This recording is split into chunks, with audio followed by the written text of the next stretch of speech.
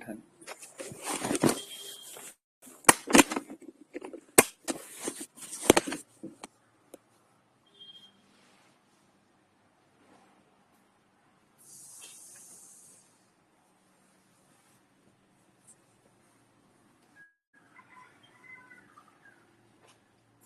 श्री गुरुभ्यो नमः परम गुरुभ्यो नमः श्रीमद् आनंद तीर्थ भगवत पादाचार्येभ्यो नमो नमः. எல்லாருக்கும் நமஸ்காரங்க. இது ஒரு அருமையான ஒரு பதிவுங்க. எல்லோரும் தெரிஞ்சிருக்க வேண்டியது.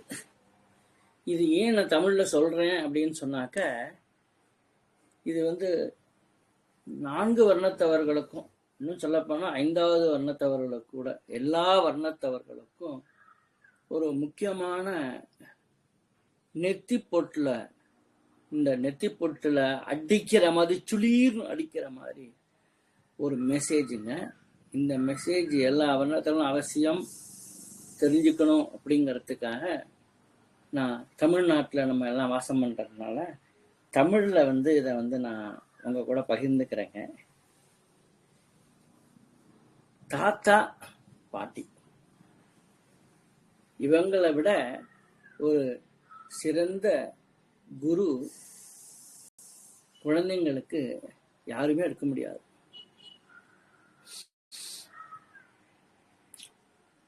சென்னையில், இப்ப சென்னை, அந்த காலத்து மெட்ராஸ், சென்னைப்பட்டினம், மெட்ராஸ், சென்னைப்பட்டினான்னு ஒன்று கர்நாடகாவில் இருக்கு, அதை கன்ஃபியூஸ் பண்ணிக்காதீங்க. பட்டணம் போய் கெட்டுப்போ அப்படிம்பாங்க.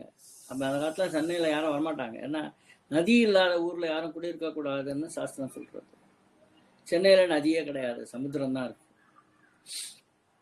அப்ப அந்த மதராஸ் என்னும், அந்த காலத்திய மதராஸ், இந்த காலத்திய சென்னையில் சம்ஸ்கிருத கல்லூரி, சான்ஸ்கிரிட் காலேஜ், அதில் 1959 அந்த வருஷத்துல மகா பெரியவான்னு சொல்லிக்கிறாங்க இல்லையா,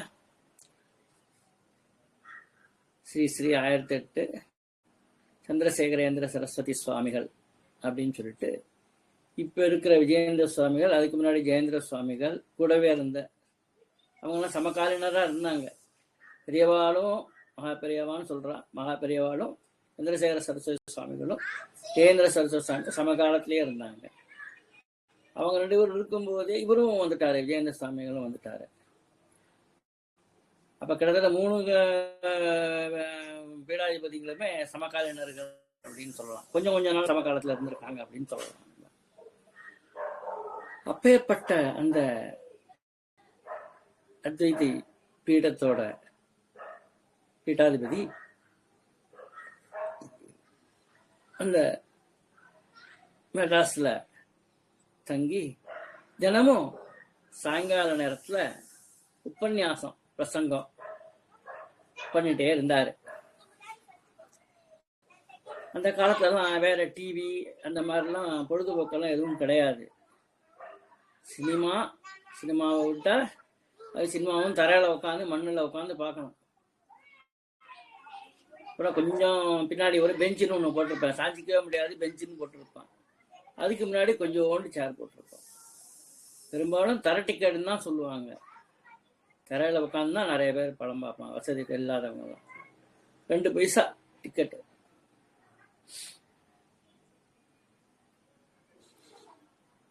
அப்ப கம்பல்சரியா என்ன பண்ணுவாங்கன்னாக்க, அவளுக்கு கட்டாயமா இந்த பிரசங்கத்தை கேட்கறதுக்கு, ஆன்மீக பிரசங்கத்தை கேட்கறதுக்கு நிறைய ஜனங்கள் சேருவாங்க, கூடுவாங்க.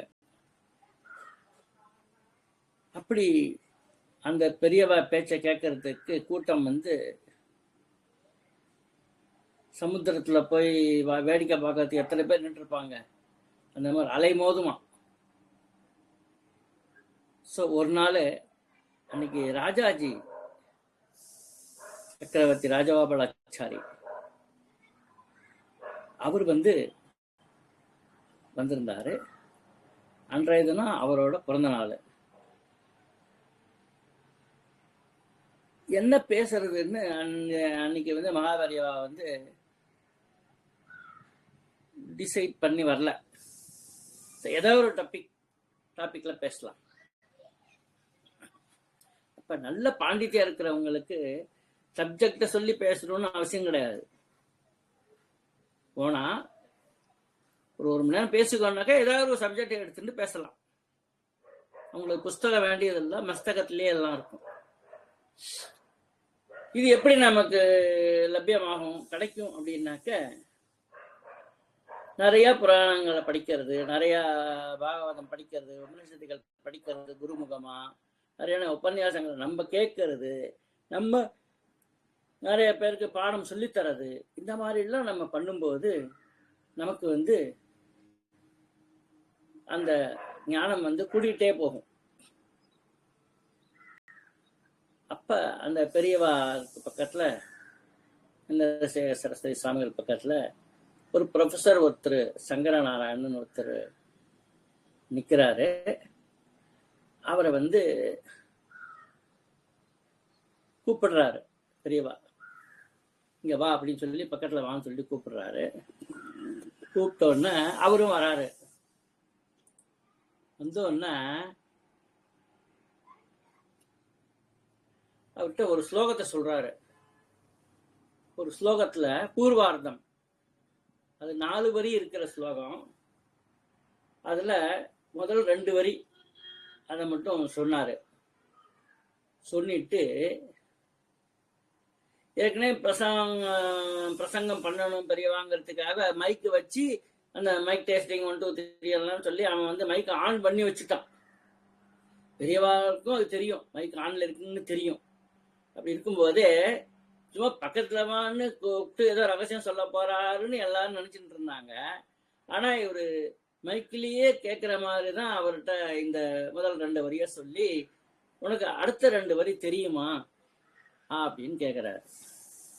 அவர் என்ன சொல்றாரு, இதெல்லாம் மைக் ஆன்ல இருக்கு, இவர் இந்த மாதிரி ஒரு தர்ம சங்கடமான ஒரு கேள்வி கேட்கிறாரு, முதல் 2 வரியே எனக்கு தெரியாது, முதல் 2 வரி தெரிஞ்சாதான் அடுத்த 2 வரியை பத்தி கவலை, எனக்கு சுத்தமாவே தெரியாது.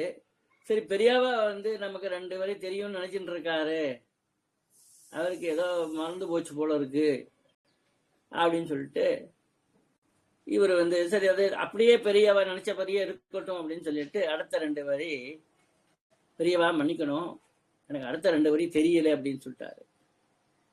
முதல் 2 வரியே எனக்கு தெரியாதுனாக்கா மைக் வேற ஆன்ல இருக்கு, சபையில அவமானமா போயிடும். அதனால பெரியவா நினைச்சுட்டு இருக்கிற மாதிரியே முதல் 2 வரி எனக்கு தெரியும்னே வச்சுக்குவோம், அசியூமிங், மன்னிக்கணும் எனக்கு தெரியல அப்படின்னு சொல்லிட்டாரு. அடுத்த 2 அடி எனக்கு தெரியலன்னு சொல்லிட்டாரு. இப்படி பெரியவா ஒரு ஸ்லோகத்தை பத்தி பேச ஆரம்பிச்சோன்னா அது மைக்ல எல்லாருக்குமே கேட்டுடுது. அப்ப என்ன பண்றாரு ஒருத்தர், கூட்டத்துல இருந்து ஒருத்தர், அவருக்கு தெரியும். அவர் என்ன சொல்றாரு, அவரும் அதே மாதிரி சங்கரநாராயணன் கிட்ட மேடைக்கு பக்கத்துல வராரு.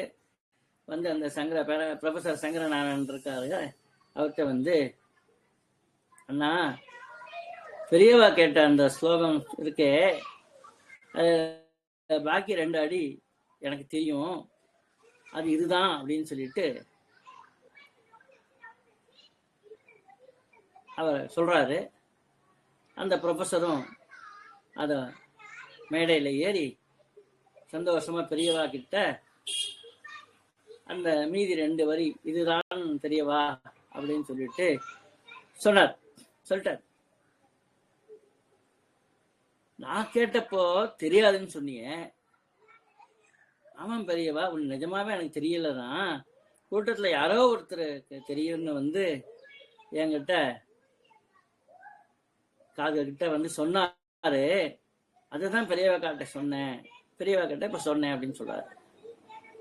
சரி, அவர் யாரு, அவர் அழிச்சுட்டு வான்னு சொல்றாரு. அவர் ஏற்கனவே இவர் காதல சொல்லிட்டு போய் உட்காந்துட்டாரு. அவர் யதாஸ்தானம் பிரதிஷ்டாபயாமி, அவர் அழிச்சுன்னு வான்னு சொன்னோன்னு அழிச்சுன்னு வராங்க. நீதான் அந்த 2 வரிய சொன்னியா? ஆமாம் பெரியவா. எங்க படிச்ச? அப்படின்னு கேக்குறாரு. எங்க படிச்சேன்னு பிரசிடென்ட் பெரியவா கேட்டது, எங்க நீ பாடம்லாம் ஸ்கூலிங் அதெல்லாம் எங்க படிச்சேன்னு கேட்டிருக்காரு. அவர் என்ன சொல்றாரு, இங்கதான் மெட்ராஸ்ல பிரசிடென்சி காலேஜ்ல படிச்சேன் பெரியவா அப்படின்னு சொல்றாரு. நான் அதை கேட்கலப்பா, இப்போ ஒரு ஸ்லோகம் உத்தரார்த்தம் 2வது பாகத்தை சொன்னீங்க, பூர்வார்த்தம் 2 வரி நான் சொல்லிட்டேன், உத்தரார்த்தம் 2 வரி அதை எங்க படிச்சேன்னு கேட்டேன் அப்படின்னு சொல்றாரு. சொன்ன எங்க தாத்தா சின்ன வயசுல என்ன மடியில உட்கார வச்சுக்கிட்டு சொல்லி கொடுத்தாரு, அதான் பசுமரத்து ஆணி போல பதிஞ்சிருக்கு அப்படின்னு சொன்னார். நீ அந்த காலத்துல எல்லாம் பாத்தீங்கன்னாக்க இப்பெல்லாம் ஜனத்தொகை பெருகிறது, அந்த காலத்துல ஜனத்தொகை கம்மி தான். அப்ப ஒரு பீடாதிபதி வந்தாருனாக்க நிறைய பேர் பிட்சை பண்ணுவாங்க, நிறைய பேர் சாப்பிட வருவாங்க, ஏழை பழங்க வருவாங்க, பணக்காரன் பிரசாதம்னு சொல்லிட்டு சந்திரமௌழி பிரசாதம்னு சாப்பிட வருவாங்க. அப்ப எல்லாரையும் குலங்கோத்திரம் பூர்வீகம் எல்லாம் தெரிஞ்சு வச்சிருப்பாங்க. அதெல்லாம் தெரிஞ்சு வரணும்னா, நீ எந்த ஊர் பாணின்னு, உன்னோட பூர்வீகம் எந்த ஊரு, உன்னோட தாத்தாவோட பேர் என்ன, பாட்டனார் பேர் என்ன அப்படின்னு கேக்குறாரு. அந்த சுவாமிநாதன்கிறவரு அந்த விற்த்தாந்தத்தெல்லாம் சொல்றாரு ஆரம்பத்துல இருந்து. யாரோட பிள்ளை இவங்க பாட்டன், யாரோட பிள்ளை இவங்க தாத்தா, யாரோட பிள்ளை இவர அப்பா, அப்படியே வரிசையா எல்லாம் கிரமமா ஒரு 7 தலைமுறைக்கு எல்லாமே சொல்றாரு. இவ்வளவும் இவர் பெரியவாழ்கிட்ட சொல்றது எல்லாமே மைக்கு வழியா எல்லா ஜனங்களும் கேட்டுட்டே இருக்காங்க. அப்ப பெரியவா இந்த ஸ்லோகம் சொன்னாரே, அது என்ன ஸ்லோகம் அப்படின்னாக்க, அர்த்த ஆதுராணாம் ந குருஹு ந பந்துஹு சுதா ஆதுராணாம் ந ருச்சிகி ந பக்வம் வித்யா ஆதுராணாம் ந சுகம் ந நித்ரா காம ஆதுராணாம் ந பயம் ந லஜ்ஜா. அர்த்த ஆதுராணாம், ஆதுரம்னாக்க தேடுறது. காசு இல்லாதவன் காசை தேடுறான், பசி இருக்கிறவன் சாப்பாட்டை தேடுறான், படிப்பு இல்லாதவன் படிப்பு தேடுறான், காம இச்சைக்கு ஆசைப்படுறவன் அவன் பெண்களை தேடுறான், ஆசைப்பட்டதெல்லாம் அடையணும்னு நினைக்கிறான். அப்ப அர்த்த ஆதுரானாம் முதல் சென்டென்ஸ். அர்த்த அப்படின்னாக்க பணம், தர்ம அர்த்த காம மோட்ச பல சதுர்வித புருஷார்த்தம் சொல்லியிருக்கு இல்லையா. அப்ப பணமே லட்சியமா வச்சுக்கிட்டு, அதான் ஒரு ஆம்பிஷன், எய்ம், கோல், அப்படி வச்சுக்கிட்டு அதை தேடிட்டே இருக்கிறவனுக்கு சொந்தக்காரங்களை மதிக்க மாட்டான், பந்துக்களை மதிக்க மாட்டான், அதெல்லாம் அவனுக்கு தேவையே கிடையாது. பணம் பணம் பணம் பணம் பணம் தான். அதே மாதிரி அடுத்தது சுதா ஆதுரானாம். சுதானா சுத் பிபாசான்னு சொல்லியிருக்கு சமஸ்கிருதத்துல. சுதான்னா பசி, பிபாசான்னா தாகம், தேர்ஸ்டியா இருக்கிறது, தண்ணி தாகம் எடுக்கும்ல அது. அப்ப சுதா ஆதுரானாம், சாப்பாட்டுக்கே வழியே இல்லாதவனுக்கு நல்ல உபகாரமா கரெக்டா பண்ணிருக்காங்களா, எல்லாம் போட்டிருக்காங்களா, பக்குவமா அதை செஞ்சிருக்காங்களா, டேஸ்டா இருக்கா, அவனுக்கு என்ன ருசி கேட்கணும் ஆசைப்படுறானோ அந்த மாதிரி அந்த ருச்சி இருக்கா அவனுக்கு, நல்ல முழுமையா 100% வந்திருக்கான், அதெல்லாம் பத்தி எதுவுமே தெரியாதவனுக்கு ந ருச்சிகி ந பக்குவம் வித்யா ஆதுரானாம். யாருக்கு ஞானம் அடையணுங்கிற ஒரு வேட்கை, அந்த லட்சியம் வந்துடுத்தோ அவங்களுக்கு ந சுகம் ந நித்ரா, அவனுக்கு சுகமும் கிடையாது, எந்த சுகமும் தேவை கிடையாது, அவனுக்கு தூக்கமும் தேவையில்லை. வித்யா வித்யா வித்யா வித்யா வித்யா வித்யா, படிப்பு படிப்பு படிப்பு படிப்பு, ஞானம் ஞானம் ஞானம் ஞானம், ஞானேன சதர்சம் அமிர்தமிக பவதி அப்படின்னு சொல்லியிருக்கு. ஞானத்துக்கு சமமான மோட்சத்தை தரக்கூடிய ஒரு வஸ்து இந்த இகலோகத்துல இல்லவே இல்லை அப்படின்னு கூட சொல்லியிருக்கு. அப்ப இந்த மாதிரி வித்யா ஆத்துரனுக்கு சுகமும் கிடையாது, தூக்கமும் கிடையாது. சுகத்தையும் அபேட்சப்பட மாட்டான். காம ஆத்துரானாம், அவனுக்கு பயமே கிடையாது, லஜ்ஜையும் கிடையாது. லஜ்ஜைன்னா வெக்கமும் கிடையாது.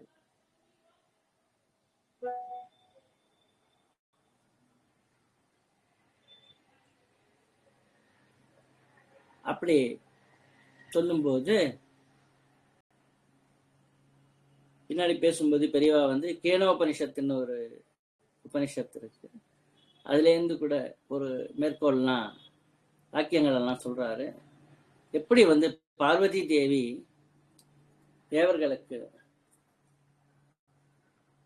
தேவதைகளுக்கு பிரம்மத்தை உபதேசித்தார் அப்படின்னு எல்லாம் சொல்லிட்டு,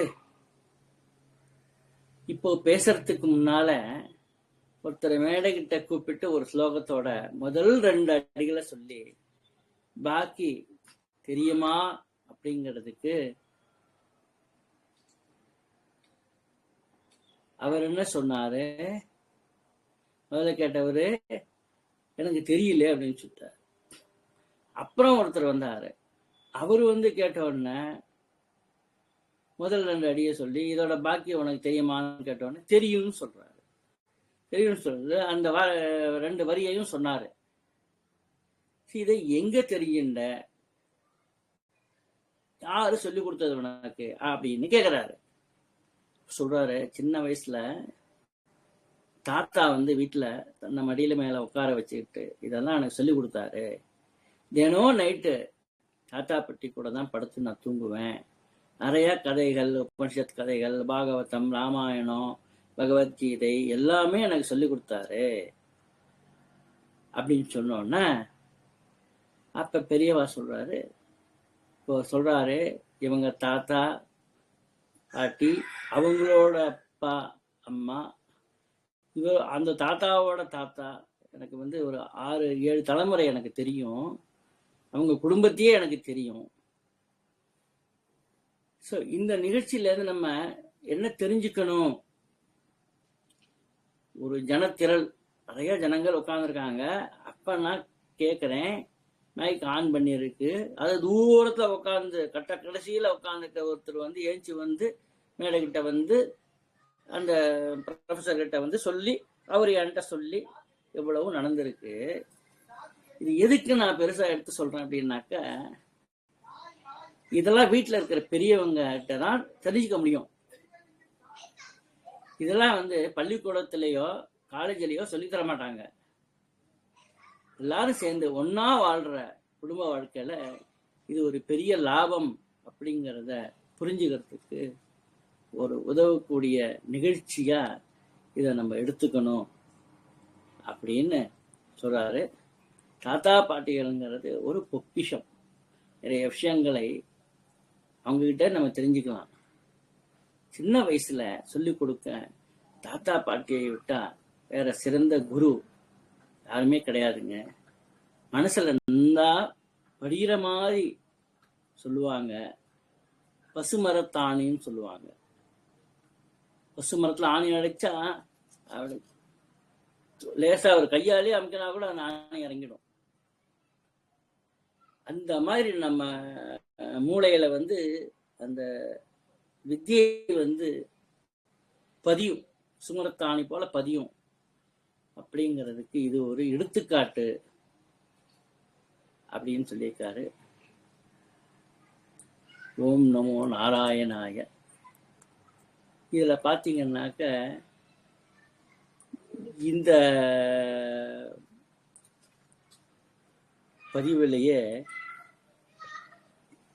இது ஒரு எனக்கு வாட்ஸ்அப் மூலமா வந்த ஒரு செய்தி, அதை வந்து நான் உங்ககிட்ட பகிர்ந்துக்கிட்டேன். இது கூடவே இன்னொன்று நம்ம தெரிஞ்சுக்க வேண்டிய விஷயம் என்னன்னாக்கா, அதை இதிலே நான் இணைச்சிடுறேன். இது வந்து படித்ததல் பிடித்தது இது வரைக்கும் சொன்னது. இப்ப சொல்ல போறது இப்ப நடந்துட்டே இருக்கு இல்லையா, வர்த்தமான காலம். இப்ப நாட்டுல என்னென்னலாம் நடக்கிறது, அந்த நடக்கிறதுல என்னென்ன தவறுகள் இருக்கு அப்படின்னு சொல்லிட்டு நம்ம இதை அவசியம் ஒவ்வொருத்தரும் ஒவ்வொரு குடிமகனும் தெரிஞ்சுக்கணும். ஒரு படத்துல எம்ஜிஆர் படம், அது படம் பேர் எனக்கு சரியான நியாயம் இல்லை. இப்ப எல்லாம் ஒரு மோகத்தினால ஃபாரின்ல போய் படிக்கணும், ஃபாரின்ல ஃப்ரீ எஜுகேஷன் கொடுக்குறாங்க, எய்டு கிடைக்குது அப்படின்னு சொல்லிட்டு ஃபாரினுக்கு போயிடுறாங்க. அங்கேயே ஏதோ ஒரு அந்த மதத்துல வேற கிறிஸ்டியானி மதம் எந்த மதம் அங்க இருக்கோ அங்க அந்த மதத்துல ஒரு பொண்ணை கல்யாணம் பண்ணிக்கிறான், பிரேமிச்சு லவ் பண்ணி கல்யாணம் பண்ணிக்கிறான். 2 பேரும் ஏன் பண்ணாலும் பத்தலைங்கிறான். அந்த காலத்தெல்லாம் ஒருத்தர் ஏன் பண்ணி 5 பேர் 6 பேர் சாப்பிட்டாங்க. இன்னைக்கு தலைக்கு நீ சாப்பிடணுமா நீ சம்பாதிச்சுக்கோ, அப்படி ஒரு நிலைமை வந்துருச்சு. எல்லாம் அந்த ஃபாரின் மோகத்தினால அங்க போயிட்டாங்க. அது மகா துரோகம். இது எப்பேற்பட்ட துரோகம் அப்படின்னாக்க, பெத்த தாய்க்கு, பெத்து வளர்த்து ஆளாக்குன தாய்க்கு சாப்பாடு போடாம பட்னியால சாக விட்டுட்டு அனாதை இல்லங்களுக்கு போய் அன்னதானம் பண்றது எவ்வளவு ஒரு கேவலமான விஷயமோ மட்டமான விஷயமோ. அன்னதானம் பண்றது உசத்தியான விஷயம். பெத்த தாய் தப்பங்களுக்கு சோறு போடாம அன்னதானம் பண்ணா அது கேவலமான விஷயம். அந்த அன்னதானத்துக்கு பலனே கிடையாது, நிஷ்பலம்தான். இன்னும் ஒன்னமா ஒரு பாவி கையால அந்த அன்னதானம் யாரெல்லாம் சாப்பிட்டாங்களோ அவங்களுக்கெல்லாம் பாவம் மட்டும்தான் நீ சேர்த்து வைக்கிற, பாவத்தை சமைச்சு போடுற. அப்ப அந்த எம்ஜிஆர் படத்துல என்ன சொல்றாரு அப்படின்னாக்க, பாட்டு வருது, என்ன வளம் இல்லை இந்த திருநாட்டில், என் கையை ஏந்த வேண்டும் வெளிநாட்டில். என்ன வளம் இல்லை இந்த திருநாட்டில், ஏன் கையை ஏந்த வேண்டும் வெளிநாட்டில். அருமையா பாட்டு பாடிட்டு இருக்காங்க. அந்த எம்ஜிஆர் படத்துல அந்த பாட்டு வந்த காலகட்டத்துக்கு தான் அந்த மோகம் கொஞ்சம் கொஞ்சமா ஆரம்பிச்சு ஃபாரினுக்கு போக ஆரம்பிச்சிருந்தாங்க. அந்த காலத்துல எல்லாம் சிங்கப்பூர், பர்மா, மலேசியா. பர்மாவுக்கு தேக்கு வியாபாரம் பண்றதுக்கு போவாங்க, மலேசியா சிங்கப்பூருக்கு அதுவும் கிட்டத்தட்ட அது வியாபாரம் மாதிரி தான். மலேசியா, சிங்கப்பூர், பர்மா, இது 3 விட்டா வேற எங்கேயும் போக மாட்டாங்க. இந்த முஸ்லீம் கண்ட்ரிகள்லாம் எவனும் போகவே மாட்டான் அந்த காலத்துல. அப்புறம் ஆரம்பிச்சுதான் அந்த ஃபாரின் மோகம் வளர வளர வளர வளர அது அப்படியே வந்து பரவ ஆரம்பிச்சிருச்சு. பரவ ஆரம்பிச்ச உடனே இப்ப அது வியாதி மாதிரி எடுத்து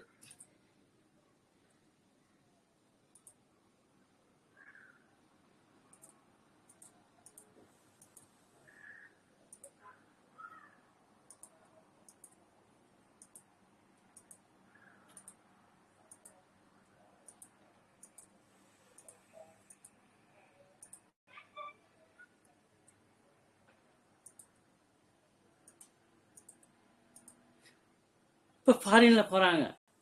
ஃபாரின்ல போய் அங்கேயே அவன் ஏதோ ஒரு ஜாதியில் கிடைக்கிற பொண்ணை கல்யாணம் பண்ணிக்கிட்டு அங்கேயே செட்டில் ஆகிடுறான். இங்கே வரதே கிடையாது. அப்பா அம்மா அங்கே இறந்து போயிடுறாங்க. இறந்து போனால் விஷயம் கூட தெரியுது இல்லை. கொஞ்சம் பணக்காரனாக இருக்கான், நல்லா சம்பாதிக்கிறான் அப்படின்னாக்கா அவன் ஃப்ளைட் டைட்டாக பிடிச்சி வந்துடுறான். அந்த மார்க் ஃப்ரீசர்னு ஒன்று இருக்குது, அதுக்குள்ளே அந்த பணத்தை 3 நாள் வச்சுக்கிறாங்க. இங்கே 3 நாளைக்கு மிச்சம் வச்சா அதுவும் கெட்டு போயிடும், நாசமாக போயிடும், புழு வர ஆரம்பிச்சிடும், அப்புறம் அழுகி போயிடும் உடம்பு.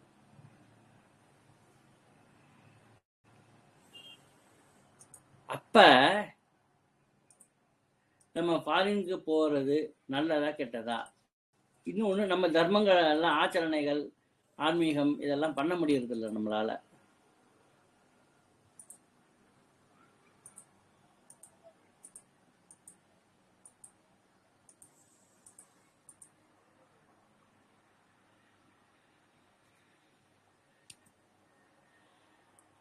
அதனால ஃபாரினுக்கு போகிறது தயவு செய்து எல்லாரும் தவிர்க்கணும். எஸ்பெஷலி பிராமின்ஸ் வந்து தவிர்க்கணும். அதுலேயும் இன் பர்டிகுலராக சொல்லணும்னா மாத்வால் வந்து சர்வதா போகவே கூடாது. நான் அங்க போனேன், அங்க சாஸ்திரம் படிச்சேன் அப்படின்னு என்ன நீ சொன்னாலும் பாத்ரூம்ல வந்து சாமி பூஜை பண்ண முடியாது. இந்த மாதிரிதான் பாரத தேசத்தை விட்டா பாக்கி எல்லாமே நமக்கு பாத்ரூம் அந்த மாதிரிதான். எங்க என்ன பண்ணணும்? பாரத தேசத்துல கர்ம பூமி இது. இங்க பண்ணது தான் பலன் விசேஷம் அதிகம். இங்க ஒரு திதி கொடுத்தாலோ, ஒரு பூஜை கொடுத்தாலோ, பூஜை பண்ணாலோ, ஒரு யாகம் வளர்த்தாலோ, அதெல்லாம் வந்து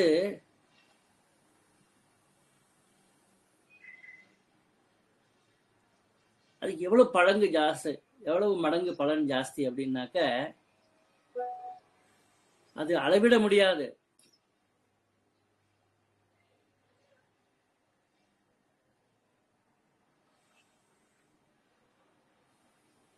ஏன் அப்படின்னாக்க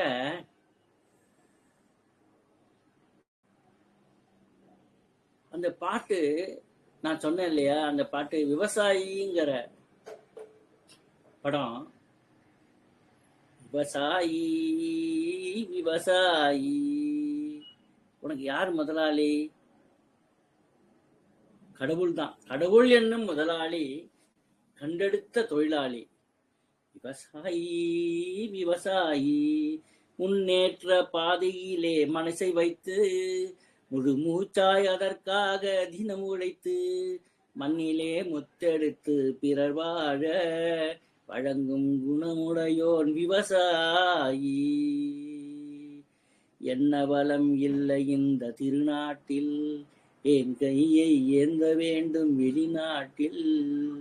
ஒழுங்காய் பாடுபடு வயல் காட்டில், உயரும் உன் மதிப்பு அயல் நாட்டில்.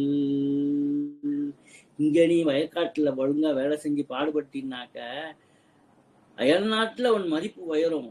நீ அயல் நாட்டுக்கே போயிட்டீன்னாக்க உன் நாட்டிலேயும் உன்னை மதிக்க மாட்டான், அயல் நாட்டிலேயும் உன்னை மதிக்க மாட்டான். அயல் நாட்டுல நீ காசு வாங்க கூலிக்காரன், வேலைக்காரன். இந்த நாட்டையும் நீ இங்க நமக்கு நாட்டுக்கு பயன்பட வேண்டிய ஒரு டெக்னாலஜி நீ அயல் நாட்டுக்கு கொண்டு போய் விற்கிறதால நீ தேச துரோகி. கருப்பென்றும் சிவப்பென்றும் வேற்றுமையாய் கருதாமல் எல்லோரும் ஒற்றுமையாய், பொறுப்புள்ள பெரியோர்கள் சொன்னபடி உழைத்தால் பெருகாதோ சாகுபடி. விவசாயி விவசாயி, இருந்திடலாம் நாட்டில் பல வண்ண கொடி, எத்தனையோ கட்சிகளின் என்னப்படி. பறக்க வேணும் எங்கும் ஒரே சின்ன கொடி, அது பஞ்சம் இல்லை எனும் அன்னக்கொடி, அது பஞ்சம் இல்லை எனும் அன்னக்கொடி. விவசாயி நல்ல அருமையா பாடியிருக்காரு. என்ன வளம் இல்லை இந்த திருநாட்டால பாடி. எப்படி போய் ஃபாரின்ல போய் உக்காந்துண்டு யாரையோ விட்டு கோவிந்தா கொல்லி போட சொல்றது என்ன புரிய? எதுக்கு உன்னை வளர்த்து ஆளாக்குனாங்க? எத்தனையோ அப்பா அம்மாக்களை ஓல்டேஜ் ஹோம்ல விட்டாங்க. கேட்டா பணம் கொடுக்குறேன் அப்படிங்கிறான். பணம் கொடுக்கலாம், நல்ல காஸ்ட்லி இதெல்லாம் இருக்கு, ஓல்டேஜ் ஹோம்ஸ் எல்லாம் இருக்கு. 45,000 பெர் மந்த். நீ வீடு இன்வெஸ்ட்மெண்ட் பண்ண வேண்டாம், 40 லட்சம் 50 லட்சம் போட்டு வீடை வாங்க வேண்டாம், ஒன்றும் பண்ண வேண்டாம். ஃபேனு நீ வாங்கி போட வேண்டாம், ஏசி நீ வாங்கி போட வேண்டாம். எல்லாமே எல்லாமே அங்கே இன்பில்ட் எல்லாமே இருக்கும். காலை அன்னைக்கு முன்னாடியே பெட் காஃபி கொடுத்துருவாங்க. அப்புறம் ஒரு 7:30 to 8 டிஃபன் கொடுத்துருவாங்க. இது விதமாக ஒவ்வொரு நாளைக்கு கொடுக்குறாங்க. நல்லா 5 ஸ்டார் ஹோட்டல் ரேஞ்சுக்கு இப்போ கொடுக்குறாங்க நிறையா இதில். ஏன்னா சார்ஜ் காஸ்ட்லி பண்ணுறாங்க. இப்போ அதுக்கெல்லாம் ஜிஎஸ்டி வேற. இத்தனை ஜிஎஸ்டி பணம் கட்டி அந்த தங்கறதுக்கு காசு, சாப்பிட்றதுக்கு காசு, இதெல்லாம் கொடுத்து வேலைக்காரங்களுக்கு காசு, ரூம் சர்வீஸு எல்லாத்தையும் பண்ணுறதுக்கு நீ செலவு பண்ணுற. அப்போ அந்த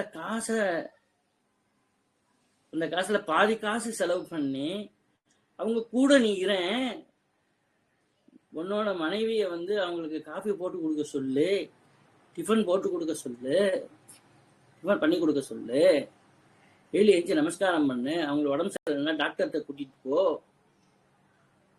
பாத்திரவங்களாம் நடந்து போக முடியாதா கூட்டிட்டு போ, வீல் சேர் வாங்கி கொடு, வீட்லயே வீல் சேர்ல தள்ளிட்டு போ,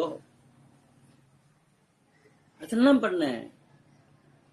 இதெல்லாம் பண்ணாம ஃபாரின்ல போய் உக்காந்துட்டு இவ்வளவு சம்பாதிக்கிறான், நான் ஐ எம் பேயிங் காஸ்ட்லி இதுல ஹோம்ல விட்டுருக்கேன் நான். நம்மளால கூட அந்த அளவுக்கு வகை வகையா பண்ணி கொடுக்க முடியாது. ஏன்டா சாப்பிடுறது ஒண்ணுதானடா வாழ்க்கை, ருசிக்க சாப்பிடுறது ஒண்ணுதான் வாழ்க்கையா? சாப்பிடுறதுக்காக பிறந்த, ஞானம் அடையறதுக்காக பிறந்திருக்கப்பா.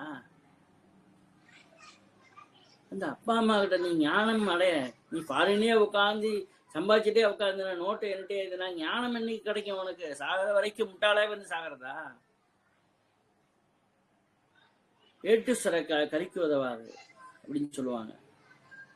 எவ்வளவு டிகிரி வாங்கினாலும் படிச்சாலும் அதெல்லாம் என்ன பிரயோஜனம்? ஒண்ணும் கிடையாது. என் பொண்ணு எம்ஃபில் படிச்சிருக்கா, எம்ஃபில் கம்ப்யூட்டர் சயின்ஸ், விட்டாவ பிஹெச்டியே பண்ணிருப்பா. எம்பிள் படிச்சுட்டு வீட்டுல பாத்திரம் தேய்ச்சின்னு உட்காந்துருக்கா, சாணி போட்டு தரைய மடிக்கிட்டு இருக்கா, சமைச்சு போட்டு இருக்கா. வர சொந்தக்காரங்க எல்லாம் பெரிய குடும்பத்துல கொடுத்துருக்கேன், கட்டி கொடுத்துருக்கேன். இதனாலும் நித்தியமும் அவங்க வீட்டுல அன்னதானம் தான். யாராச்சும் 4 பேர் வருவாங்க, 4 நாள் தங்குவா, 2 நாள் தங்குவான். சில பேர் வருவாங்க மாசக்கணக்கில் தங்குவாங்க. அவங்களுக்கு சமையல் வேலையே இல்லை, இங்கே உட்காந்து சாப்பிட்டு போயிடலாம் அதிகாரம் பண்ணிட்டு. ஸோ இந்த மாதிரி குறுகிய மனப்பான்மை இருக்கிறவங்க, எண்ணங்கள் இருக்கிறவங்க நிறைய போயிடுச்சு. அந்த காலத்துல கூட்டு குடும்பமும் உழைச்சாங்க, இன்னைக்கு உழைக்க யாரும் தயாரா இல்லை. உட்கார்ந்த இடத்துல எனக்கு வரணும் டேபிள் மீல்ஸ், நான் என்னால கீழே உட்காந்து எழுந்திருக்க முடியல. ஏன் எழுந்திருக்க முடியல? நீ பண்ண பாவம் தான், நீ பண்ண பாவம் தான் உனக்கு எழுந்திருக்க முடியாம பண்றது. நீ புண்ணியம் பண்ணியிருந்தீன்னாக்க இதெல்லாம் நடந்திருக்காதே. அப்ப ஃபாரினுக்கு தயவு செய்து எந்த பிராமணாலும், இன்னும் சொல்ல போனா எந்த வர்ணத்தவர்களும் ஃபாரினுக்கு போகவே போகாதுங்க. இந்தியாவிலே இருங்க. இந்தியாவில இல்லாதது ஃபாரின்ல எதுவுமே இல்லை. ஏதோ ஒரு சைட் செய்யுங்க, ஒரு வாட்டி போறதுன்னா போய் தலைங்க, அவ்வளவுதான். அங்கேயே போய் இருக்கிறது, அப்பா அம்மா வந்து ஓல்டேஜ் ஹோம்ல விடுறது. மை பேரண்ட்ஸ் ஆர் ஹெல்த்தி, அவங்க தே கேன் மேனேஜ் தெம்செல்ஸ் அப்படிங்கிறான். கேட்டேன், they can manage themselves. Rich இதில் விட்டுருக்கேன் நான் ஹோம்ல, என்ன மாதிரி யாருமே பார்த்துக்க முடியாது அப்படின்னு வேற பெருமை மாற தட்டிக்கிறான். நீ ஓல்டேஜ்ல விட்டதையே நீ மகாபாவி ஆயிட்ட. அப்புறம் என்ன?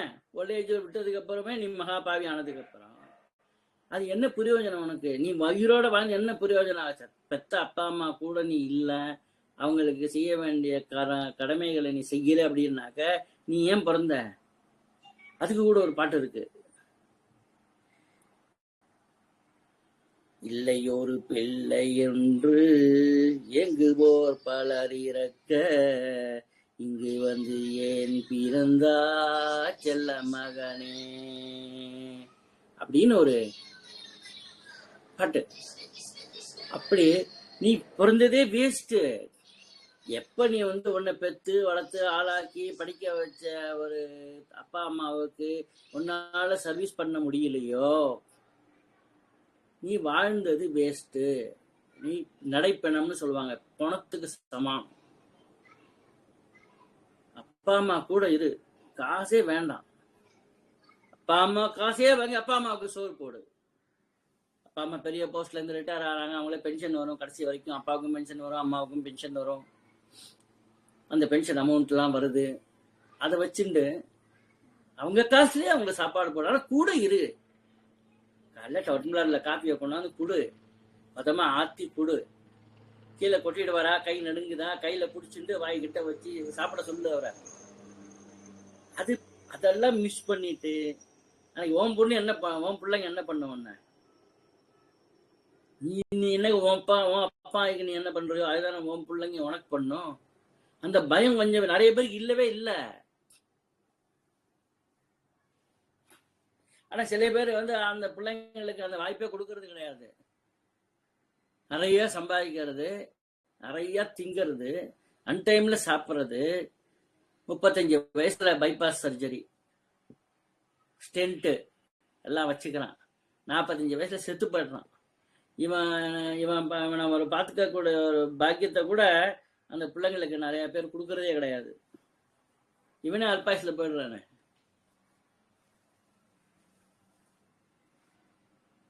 இது ஒரு பாடம் நமக்கு. எதுக்கு பாடம் அப்படின்னாக்க, நம்ம பெத்து வளர்த்து ஆளாக்கி நமக்கு மந்திர உபதேசம் செஞ்சு, பிராமணாளா இருந்தா காயத்ரி மந்திர உபதேசம் செஞ்சு நமக்கு ஞானத்தை கொடுத்து நமக்கு சாஸ்திரங்களெல்லாம் சொல்லி கொடுத்த நம்ம தாய் தந்தைக்கோ கூட இருந்து நம்ம பார்த்துக்கல அப்படின்னாக்க நீ நடைப்பிணம் தான், குணத்துக்கு சமானம். யாரு வேணா என்ன வேணா என்ன சொல்லிக்கட்டும். புள்ள அப்படின்னாக்க அப்பா அம்மாவை பார்த்துக்கணும். அதே மாதிரி 4 பிள்ளைங்க இருந்தாலும் 5 பிள்ளைங்க இருந்தாலும் என் வீட்டுல 3 மாசம் அதெல்லாம் பண்ணவே கூடாது. அதை பண்ணா யாரு பண்ணாங்களோ அவங்க பாவிகள், மகா பாவிகள். எப்போதுமே ஒண்ணு வச்சுக்கோங்க, பெரிய மகன் அவங்கதான். நம்ம வீட்டுல இருக்கும் சுவாமிகள்லாம் திருவாராதனம் பண்ணுவோம், சாலிகிராமெல்லாம் வச்சிருப்பாங்க. பாக்கி விஷயத்துக்கெல்லாம் சொத்து, நிலம், நீச்சு, தோப்பு, துறவு, வீடு எல்லாமே வந்து பங்கு உண்டு. ஆனா அந்த வீட்டுல ஒரு சாமி பெட்டி இருக்கு இல்லையா, அது வந்து பங்கு கிடையாது. அது வந்து முதல் ஆண்மகன், அவனுக்கு பிறக்கக்கூடிய ஆண்மகன். அப்ப அந்த காலத்துல வந்து சாந்தி முகூர்த்தம் வைக்கும்போது எந்த நட்சத்திரத்துல சேரணும், எந்த திதி அன்னைக்கு சேரணும், எத்தனை மணிக்குள்ள சேரணும் அப்படிங்கிறதெல்லாம் குறிச்சு கொடுத்து அந்த மாதிரி ஒரு ஞான வித்து அந்த மாதிரி குழந்தைங்களை பெற்றுக்கிட்டாங்க. இப்ப மாதிரிலாம் கிடையாது. நைட் ஷிஃப்ட் பாக்குறேன்னு சொல்லிட்டு டே டைம் நான் வந்து என் ஒய்ஃபு கூட சேர்ந்து குழந்தை பெற்றுக்கலாமான்னு ஒருத்தன் கேட்கறான். ஜோசிய பார்க்க வந்துட்டு ரொம்ப நாள் குழந்தைய இல்லை அவனுக்கு. ஏன்னா எப்போதுமே நைட் ஷிஃப்ட் தான் வருது, ஏன்னா டே டைம்ல என் ஒய்ஃப் கூட சேர்ந்தா எனக்கு குழந்தை பிறக்குமா, அதுல ஒன்றும் தப்பு இல்லையே அப்படின்னு கேட்கறான். நான் என்ன பதில் சொல்றது அவனுக்கு? அதனால தர்மோ ரட்சத்தி ரட்சிதகா, தர்மத்தை நீ ரட்சணை பண்ணினாக்க ஒன்னு அது ரட்சணை பண்ணும், தன்னைத்தானே காத்துக்கொள்ளும். ஸ்வயம் ரட்சதி, தர்மத்தையும் தர்மம் காப்பாத்திக்கணும், தர்மத்தை கடைபிடிக்கிறவனையும் காப்பாத்திக்கணும், தர்மத்தை வந்து அதர்மமாக்குறவனையும் நாசம் பண்ணணும். இந்த தர்மத்துக்கு அவ்வளவு வேலை இருக்கு. தர்மங்கிறது அவ்வளவு ஒரு பவர்ஃபுல்லான விஷயம். அதனால இந்த பதிவு மூலமா எல்லா வர்ணத்தவர்களுக்கும் எல்லாருக்கும் ஒரு விஷயம் தெரிஞ்சு வைக்கிறேன். எஸ்பெஷலி திரைமடத்தவர்கள், பிராமின்ஸ், அவங்க எல்லாம் தயவு செய்து ஃபாரினுக்கு போகாதீங்க. அப்பா அம்மாவை கூட இருந்து சர்வீஸ் பண்ணுங்க. அந்த சுவாமி பெட்டின்னு சொன்னா அந்த சுவாமி பெட்டி முதல் பையனுக்கு தான் போகும்.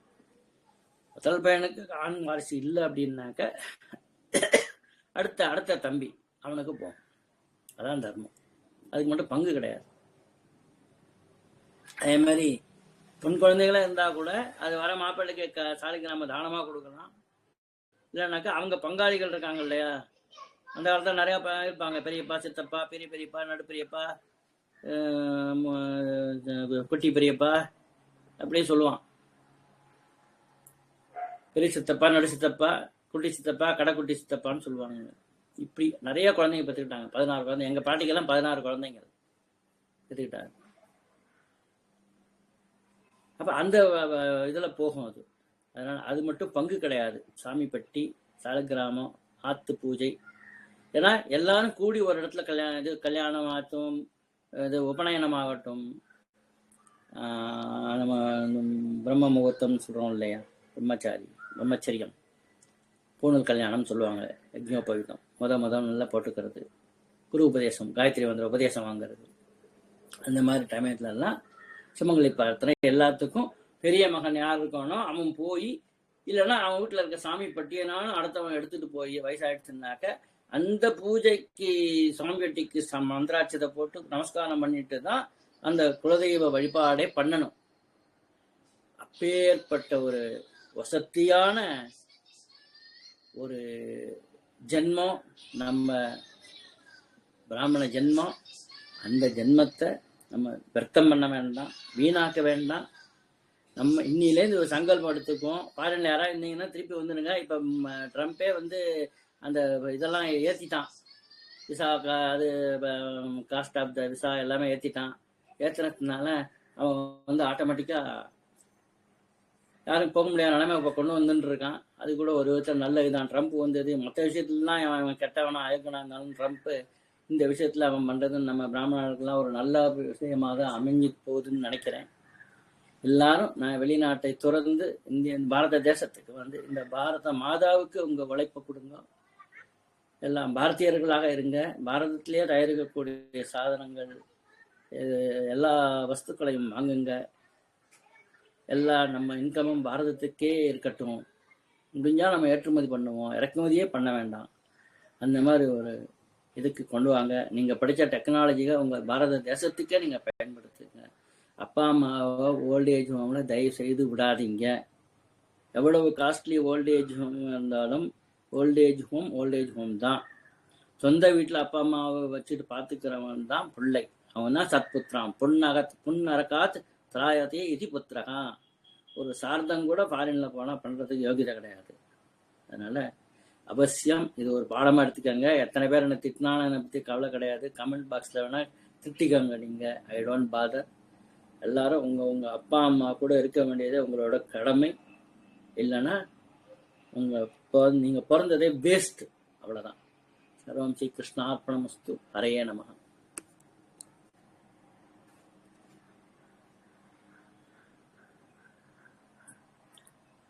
Stop recording.